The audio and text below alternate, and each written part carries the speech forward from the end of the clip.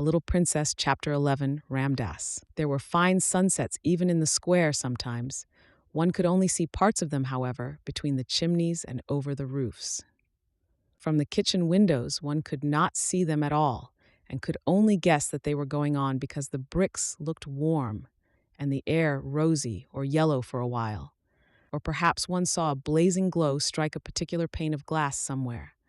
There was, however, one place from which one could see all the splendor of them, the piles of red or gold clouds in the west, or the purple ones edged with dazzling brightness, or the little fleecy, floating ones tinged with rose color and looking like flights of pink doves scurrying across the blue in a great hurry if there was a wind.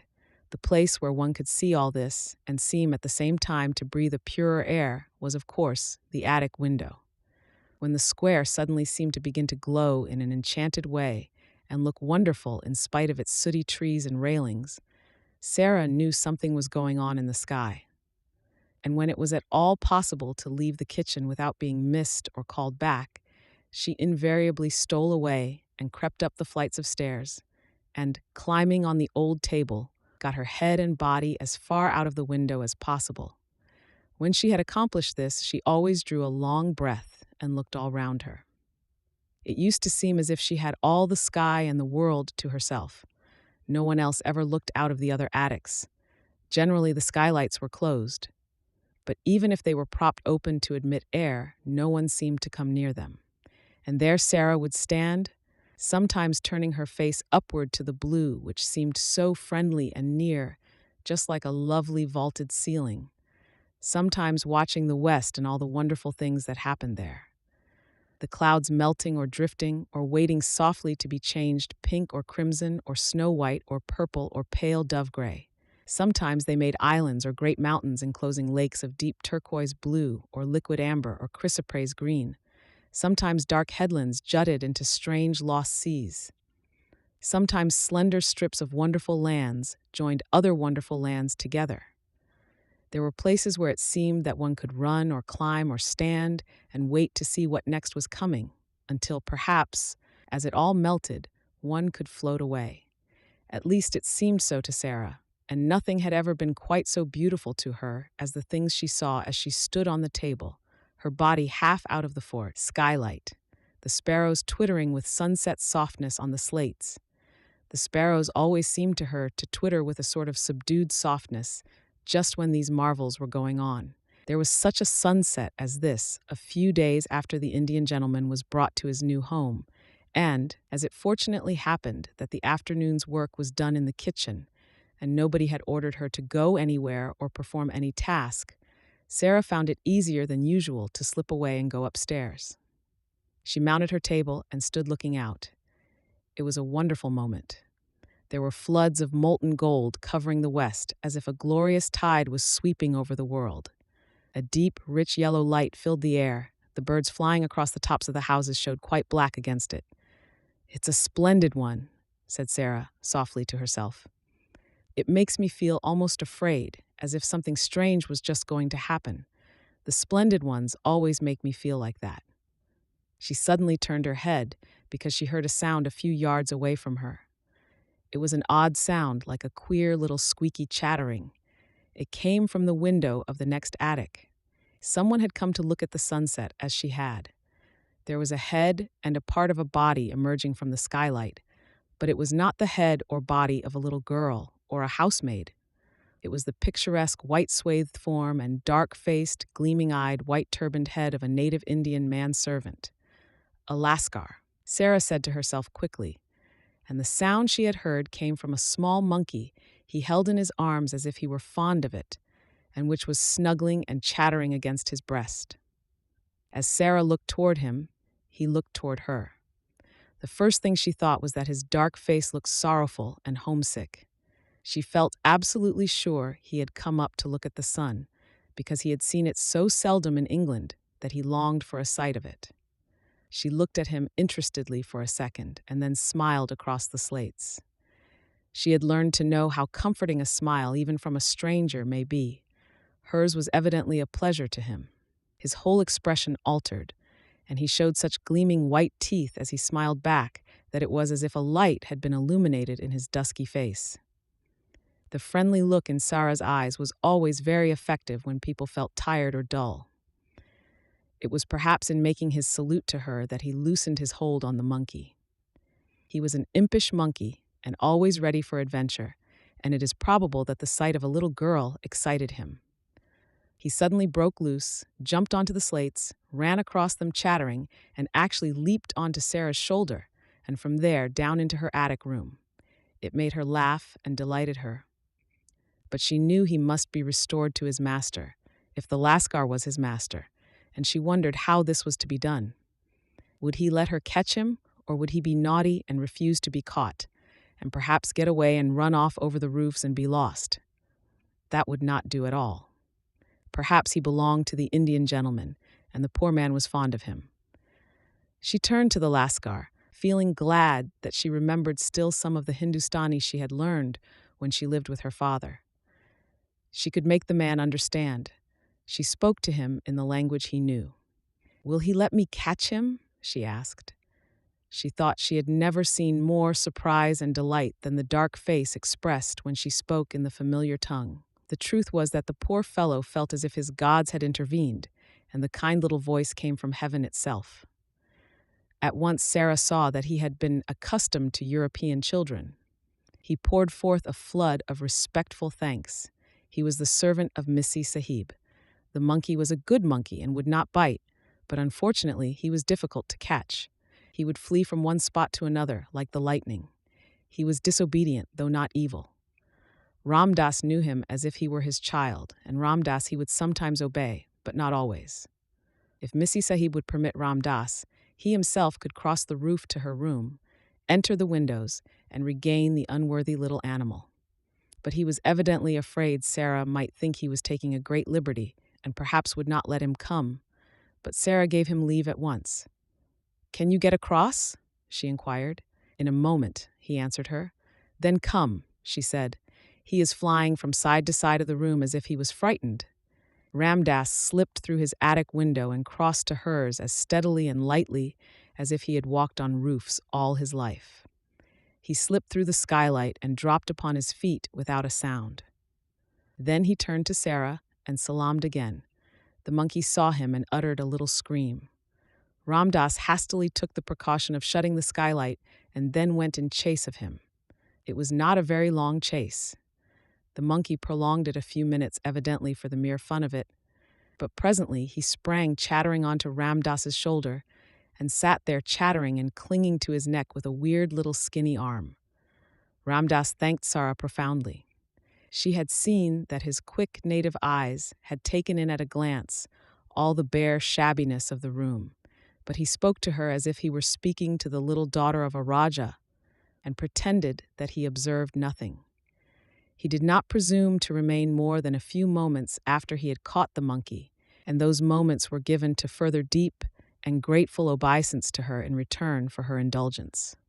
"This little evil one," he said, stroking the monkey, was in truth not so evil as he seemed, and his master, who was ill, was sometimes amused by him. He would have been made sad if his favorite had run away and been lost. Then he salaamed once more and got through the skylight and across the slates again with as much agility as the monkey himself had displayed. When he had gone, Sarah stood in the middle of her attic and thought of many things his face and his manner had brought back to her. The sight of his native costume and the profound reverence of his manner stirred all her past memories. It seemed a strange thing to remember that she, the drudge whom the cook had said insulting things to an hour ago, had only a few years ago been surrounded by people who all treated her as Ram Das had treated her, who salaamed when she went by, whose foreheads almost touched the ground when she spoke to them, who were her servants and her slaves. It was like a sort of dream. It was all over, and it could never come back. It certainly seemed that there was no way in which any change could take place. She knew what Miss Minchin intended that her future should be. So long as she was too young to be used as a regular teacher, she would be used as an errand girl and servant, and yet expected to remember what she had learned, and in some mysterious way to learn more. The greater number of her evenings she was supposed to spend at study, and at various indefinite intervals she was examined and knew she would have been severely admonished if she had not advanced as was expected of her. The truth, indeed, was that Miss Minchin knew that she was too anxious to learn to require teachers. Give her books, and she would devour them and end by knowing them by heart. She might be trusted to be equal to teaching a good deal in the course of a few years. This was what would happen. When she was older, she would be expected to drudge in the schoolroom, as she drudged now in various parts of the house. They would be obliged to give her more respectable clothes, but they would be sure to be plain and ugly, and to make her look somehow like a servant. That was all there seemed to be to look forward to, and Sarah stood quite still for several minutes and thought it over. Then a thought came back to her which made the color rise in her cheek and a spark light itself in her eyes. She straightened her thin little body and lifted her head. "Whatever comes," she said, "cannot alter one thing. If I am a princess in rags and tatters, I can be a princess inside. It would be easy to be a princess if I were dressed in cloth of gold, but it is a great deal more of a triumph to be one all the time when no one knows it."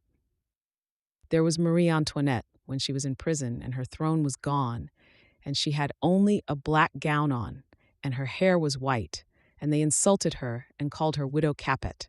She was a great deal more like a queen then than when she was so gay and everything was so grand. I like her best then. Those howling mobs of people did not frighten her. She was stronger than they were, even when they cut her head off. This was not a new thought, but quite an old one by this time. It had consoled her through many a bitter day, and she had gone about the house with an expression in her face which Miss Minchin could not understand, and which was a source of great annoyance to her, as it seemed as if the child were mentally living a life which held her above the rest of the world. It was as if she scarcely heard the rude and acid things said to her, or, if she heard them, did not care for them at all. Sometimes, when she was in the midst of some harsh, domineering speech, Miss Minchin would find the still, unchildish eyes fixed upon her with something like a proud smile in them.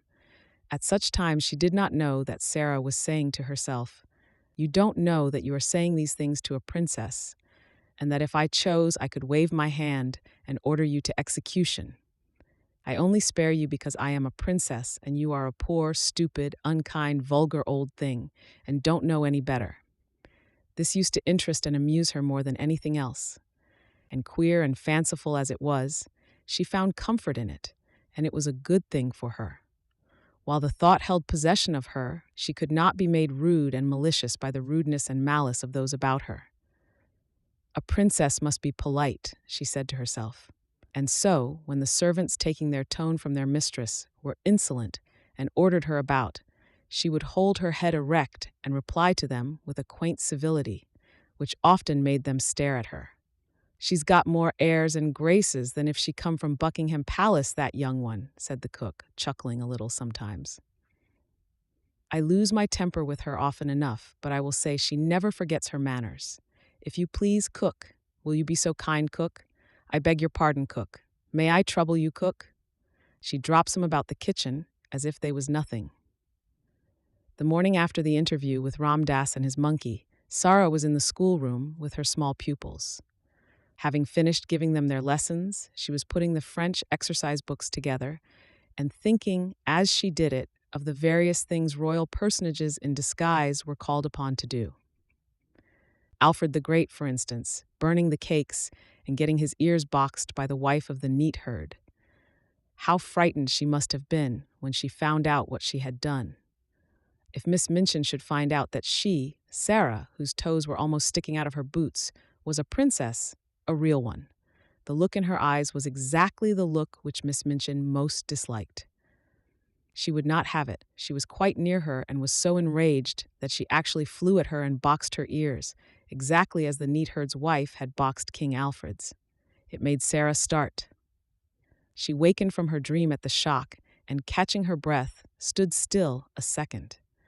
Then, not knowing she was going to do it, she broke into a little laugh. "What are you laughing at, you bold, impudent child?"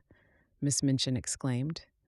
It took Sarah a few seconds to control herself sufficiently to remember that she was a princess. Her cheeks were red and smarting from the blows she had received. "I was thinking," she answered. "Beg my pardon immediately," said Miss Minchin. Sarah hesitated a second before she replied. "I will beg your pardon for laughing, if it was rude," she said then, "but I won't beg your pardon for thinking." "What were you thinking?" demanded Miss Minchin. "How dare you think? What were you thinking?" Jessie tittered, and she and Lavinia nudged each other in unison. All the girls looked up from their books to listen. Really, it always interested them a little when Miss Minchin attacked Sarah. Sarah always said something queer and never seemed the least bit frightened. She was not in the least frightened now, though her boxed ears were scarlet and her eyes were as bright as stars. "I was thinking," she answered grandly and politely, "that you did not know what you were doing." "That I did not know what I was doing?" Miss Minchin fairly gasped. "Yes," said Sarah, "and I was thinking what would happen if I were a princess and you boxed my ears, what I should do to you. And I was thinking that if I were one, you would never dare to do it, whatever I said or did, and I was thinking how surprised and frightened you would be if you suddenly found out." She had the imagined future so clearly before her eyes that she spoke in a manner which had an effect even upon Miss Minchin. It almost seemed for the moment to her narrow, unimaginative mind that there must be some real power hidden behind this candid daring. "What?" she exclaimed. "Found out what?" "That I really was a princess," said Sarah, "and could do anything, anything I liked."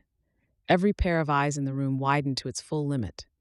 Lavinia leaned forward on her seat to look. "Go to your room," cried Miss Minchin breathlessly. "This instant. Leave the schoolroom. Attend to your lessons, young ladies." Sarah made a little bow. "Excuse me for laughing if it was impolite," she said, and walked out of the room, leaving Miss Minchin struggling with her rage and the girls whispering over their books. "Did you see her? Did you see how queer she looked?" Jessie broke out. "I shouldn't be at all surprised if she did turn out to be something. Suppose she should,"